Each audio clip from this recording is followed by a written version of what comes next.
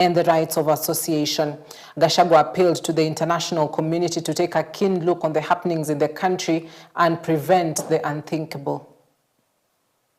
William Ruto has become a very vengeful dictator, and his activities are similar to the one by Dr. Dada and Mobutu Sese Seko. And the level of impunity in this country, if the international community does not come through for the people of Kenya, we are going to have not just killings, but maiming of elected leaders. What has happened to the Honorable KOIMBURI is a very deliberate attempt by William Ruto, Kipchumba Murkomen, and Langat to scare leaders who speak out. It is meant to scare them. It is meant to sell them fear so that they can stop agitating for the liberation of this great republic. And I want to say that William Ruto must know it is these leaders, it is not these leaders who are against his rule. It is the people of Kenya. These leaders are simply articulating what the people of Kenya are saying. And even if he targets these leaders to kill them, to maim them, he cannot do the same to each and every Kenyan. And I want to tell him to stop spreading the narrative that the rebellion against him is coming from the people of Mount Kenya region.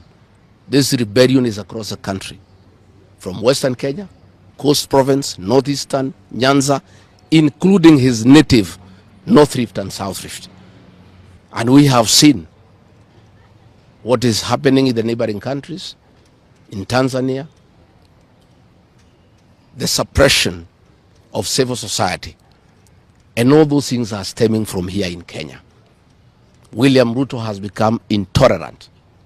He cannot take criticism. And the reality of one term is slowly sinking into him that has sent him into serious desperation.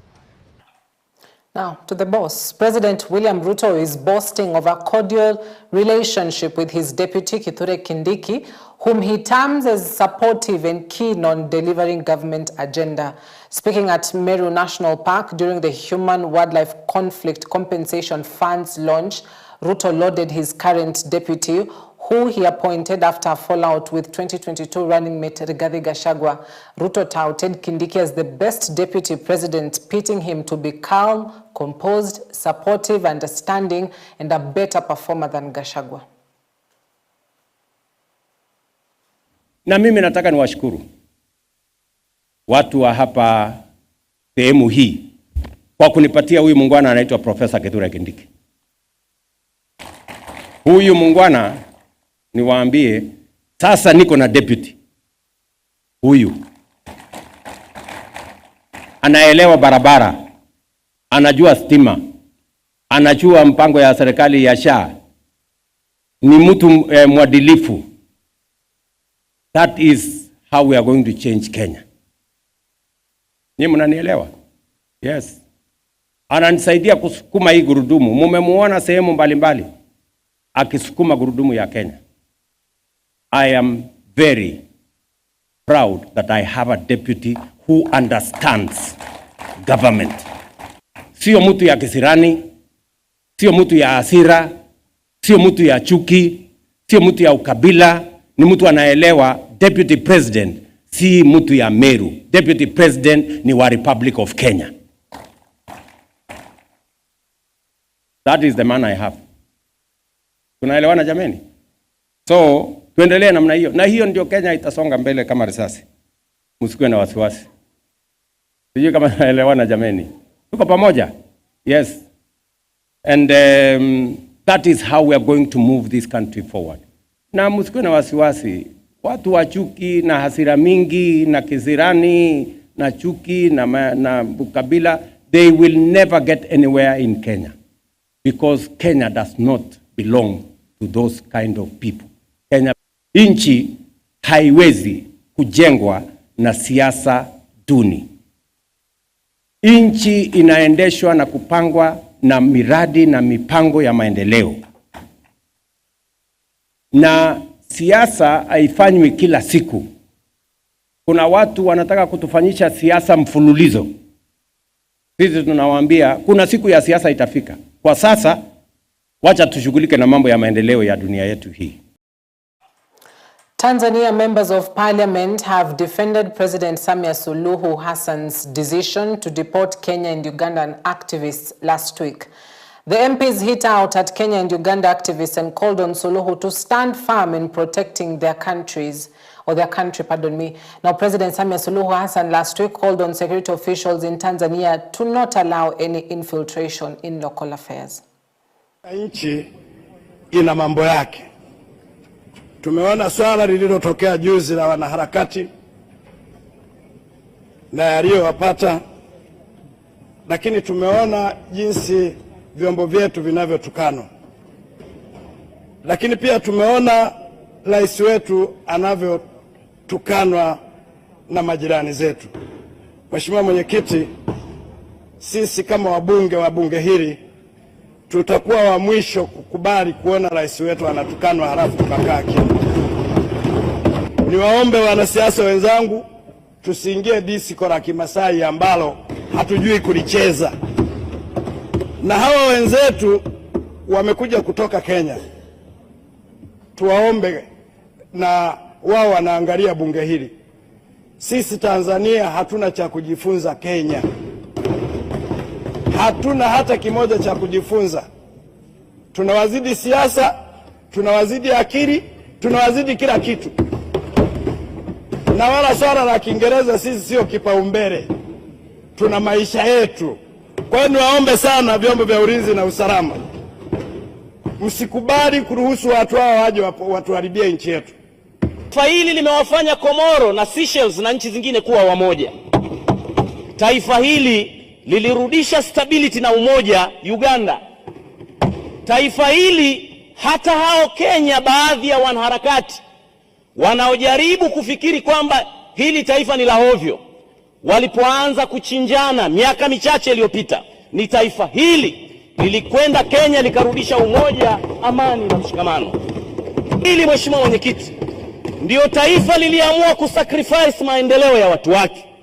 Watoto wetu wakakosa elimu bora, vizazi vyetu vikakosa usafiri bora, tukasacrifice kuliunganisha bara la Afrika. Tunaomba tuwakumbushe majirani zetu wa Kenya na mataifa mengine, na hili tunazungumza kutoka kwenye bunge, chombo kilicho huru cha kikatiba.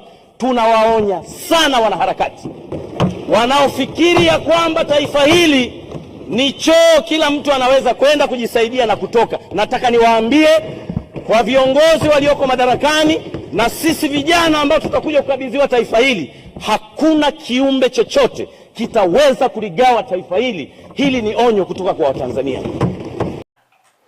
A section of the business community in Nairobi allied to the Kenya Kwanza government have strongly condemned the former Deputy President Rigathi Gachagua's remarks, urging the Mount Kenya community to boycott music by musicians who visited the Karen residence. Addressing the press in Nairobi, the business community condemned Gachagua for what they termed as divisive and backward politics aimed at creating unnecessary rifts within the Mount Kenya region and the country at large.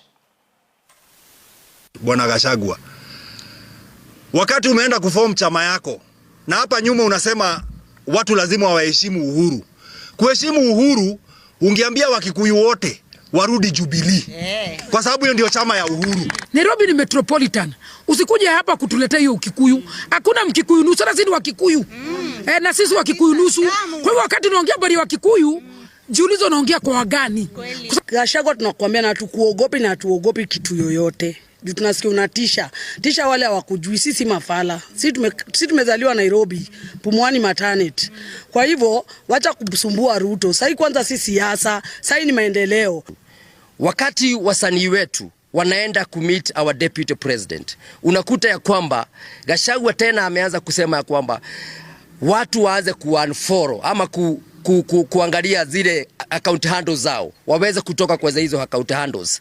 Hiyo ni kumaliza watu wetu ambao ni vijana wetu, ambao ni vijana tunapenda, na tutahakikisha ya kwamba sisi tutasimama na hao vijana. Mbale Boys High School in Vihiga County was set on fire on Sunday night by students allegedly protesting a ban on watching a football match and other unresolved grievances. In a dramatic turn of events, the students torched school property and hurled their lockers onto the Mbale Chavakali Road, partially paralyzing the flow of traffic. Sources indicate that the unrest began after students disagreed with one of the teachers, sparking outrage that quickly escalated into chaos. Vehicles were damaged, a wall fence brought down, and buildings were razed as security officers struggled to contain the situation, but tensions remained high late into the night. The students were sent home for an indefinite period. We have fully assessed and agreed that yes, there were damages to the school, and the school, we have decided that it be closed indefinitely until next week when the full board will sit and deliberate. But today they are going to communicate to the parents on the closure of the school indefinitely. Kuna bans alafu vioo zimevunjwa, sasa wangekuwa wanapokea simu ili watuelezee nini kinaendelea, ingekuwa ni at least afueni kwa wazazi. And then kama wako na ile information ya wale labda wameenda hospitali ama kuna some injuries, ni vizuri wangetuelezea so that at least we are settled. Tumekuwa kwa hali ya kuhangaika usiku huo mpaka jinsi umefika asubuhi, tukatoka tuje tuone wana wetu. Tumefika, mimi wangu nimempata, unapomuuliza kiini haswa ambacho kimefanya hali hii katokea, mwanafunzi anasema ajui, hata ajui waanzilishi wa kile ambacho kimetendeka. Na ni ombi letu tu kwa walimu, wawe wakati mwingi wanasikiza watoto. Kitu kidogo kinaweza fanya mambo kama haya yatokee. Kupigia walimu wa darasa lakini hawapokei simu. Sasa ndio maana tumefika hapa ili niweze kujua mtoto wa ndugu yangu ako wapi na maybe what is the condition yenye ako ndani saa hizi. Unaweza uza ng'ombe, unapeleka mtoto shule, lakini unaona kama shule iko hivi. Sisi wazazi hata tukiwa nyumbani, watoto wanatushinda. Tunaona saa zingine tupeleke shuleni, at least walimu watufunze. Tena wanaturudishia watoto, wanasema watoto wameharibu shule. Nilipokea simu saa 5 usiku, nikiwaambia Mbale Boys is on fire. Nilishtuka sana, ndiposa nimeamua asubuhi mapema nikaraukia. Sasa nimekuja, kwa bahati mzuri nimepata mtoto ako in safe condition. The Ministry of Health has unveiled the Health Benefit Package Tariffs Review Committee to enhance universal health coverage by ensuring affordability, equity, and data-driven policy decisions. This package covers both inpatient and outpatient services, focusing on critical health areas such as chronic illnesses, mental health, and the overall disease burden. The committee will conduct thorough reviews, analyze Kenya's disease burden, and provide expert recommendations to inform policy decisions grounded in robust data and evidence. The initiative marks a significant step in strengthening the partnership across government, academia, the private sector, the civil society, and such collaborations will ensure that there is the element of transparency, accountability, and a broader stakeholder input. Crucial ingredients for achieving affordable, high-quality healthcare for all Kenyans under the principle of leaving no one behind. The implementation of the social health insurance since its rollout on 1st of October has not been without challenges. And I urge the panel to urgently address the following priority areas. Former Chief Justice David Maraga has stormed local areas in a bid to popularize his candidature ahead of the 2027 polls. Maraga has declared his intention to run for presidency on a mantra of constitutionality and adherence to the rule of law. Maraga's candidature has been seen to rattle the Kisii region, who will now have to choose between the former Chief Justice David Maraga and former Interior Cabinet Secretary Fred Matiang'i. Ile kura yako ni nguvu. 2027 tarehe ya kura, munaweka kila kitu kando.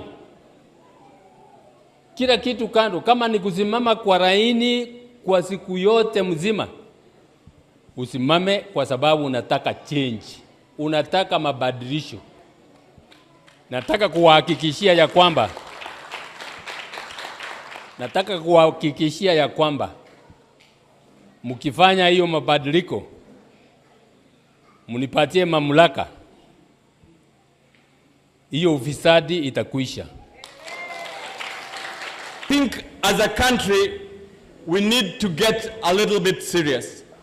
We have about 815 days to go to the next presidential election. We must take a decision as a people of Kenya that the people we elect into office as the next president must be that one who respects the rule of law, who respects the Constitution of Kenya. Right now, tumeona ya kwamba rais na marafiki wake wamechukua ile kitu inaitwa public seal. Mmesikia? Nachokiomba ni ushirikiano. Tutengenezeni movement yenye tutashikiana pamoja kuweza kuleta mabadiliko. Sisi saizi tumepiga kura miongo naona kuna wenye wamepiga miaka 10, miaka 20, miaka 15, si ndio Lakini bado tunalia kilio kile kimoja. Kwa safari hii hebu tukaeni chini tutafakari. Kwa sababu si kwa ajili yetu sisi, kwa ajili ya kile kizazi chetu kilichoko huku nyuma. All right, at that point, allow us to take a quick breather right here on EBN Prime Edition. We'll be back shortly with more news making headlines. Do not touch that dial.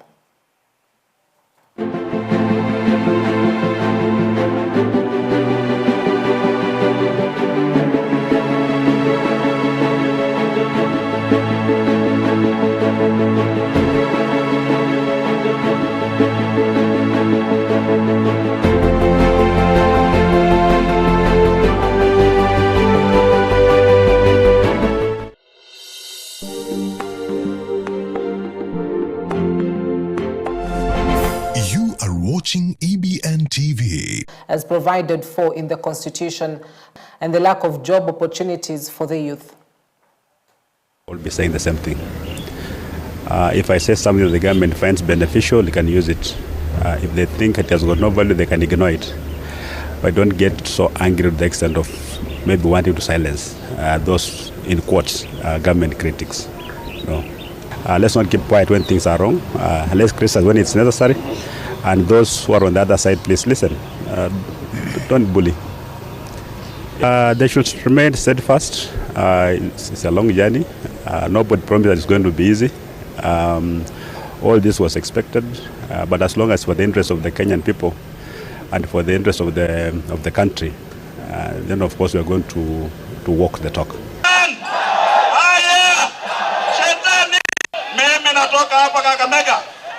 Nikienda nikiongea najua kwamba ile siku watasema natembea huko na watu wangapi, itatoa idadi yote ya Waluya, si ndio?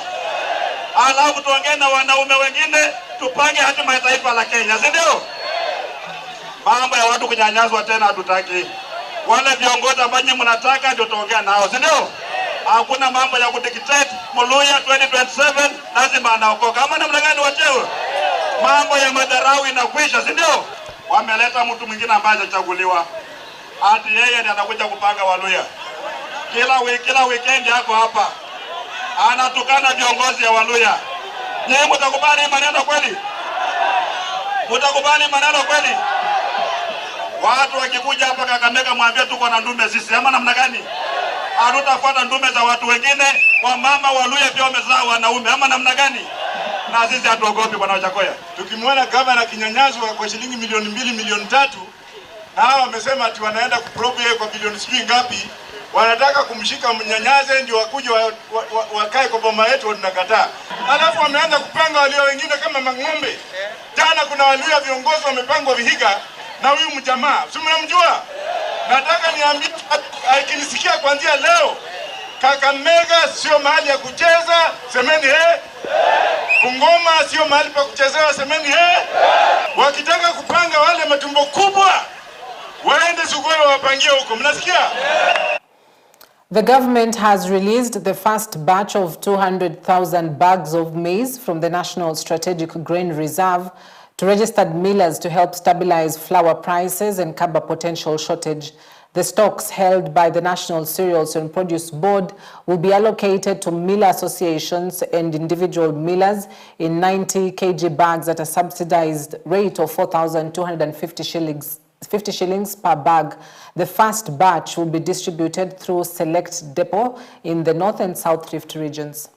I want to inform our esteemed customers that the government has released maize from its strategic food reserves to cushion the consumers on the increasing price of maize. We are releasing it to millers, also learning institutions. There are procedures that millers or learning institutions can access the maize from government. The price per bag of 90 kg is 4,267. Thank you. No, we have enough. We have enough maize in our strategic food reserves. We also still have enough maize being held by our large-scale farmers, so there shouldn't be any worry.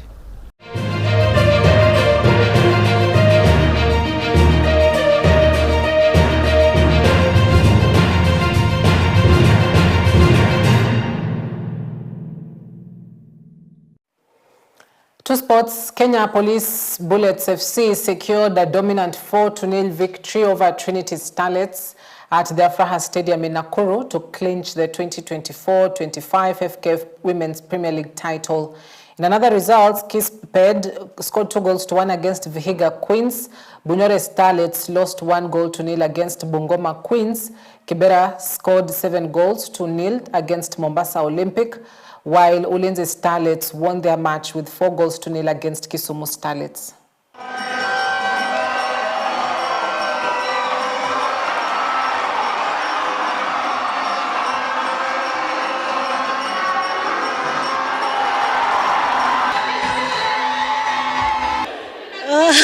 It has been a hectic season, not as smooth as last season was, but we thank God that we are here. The girls have tried, they've pushed themselves. And I will say that I'm very happy because the Kenya Women Premier League is really gaining something, and we can see that the competition is getting tougher every day. That's why in this season we've seen that we've won it, but with a difference of only 2 points. I like the words. I like the words kupatiana. Okay, what I can give is just a fair assessment. Yeah, what tumekuwa able kufanya in the past 3 months, because we came in February. And when we came in, of course, I'm sure you guys by now already know the story. So many girls left the camp. Then we had to pretty much start a new team. So it has not been easy, but there's been progression for sure in how we play. It was a day of top-tier golf as William Kaguta and Mary Kandu emerged as the overall gross winners at the NCBA Golf Series hosted at the Nyali Golf and Country Club over the weekend. The event, which attracted 223 golfers from across the Mombasa region, saw fierce competition as players vied for a spot in the series grand finale. Leading the charge in the gross category was William Kaguta, playing off handicap 2, who posted an excellent round of 68 gross to emerge as the overall gross men winner. He was closely followed by Henry Kamau, who secured the runner-up spot with a score of 74 gross. The third position went to Gabax Singh, who finished with 76 grosses. I think you're going to Kitale. It's quite a positive note because in Kenya, previously, golf was looked at like a rich man, no need to sponsor and no touch. But the unveiling that it can be played by anybody, the sponsorship for the children, the growth that you have made for our juniors, we really, really appreciate and keep it up. Even for the amateurs who you've been sponsoring, we do appreciate that very much.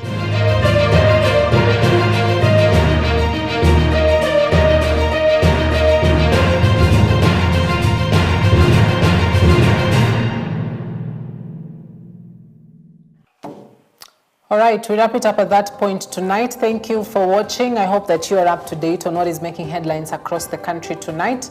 Our sign language interpreter is Laura Omondi. My name is Cynthia Nanjala. See you tomorrow, same time, same place. God willing, God bless.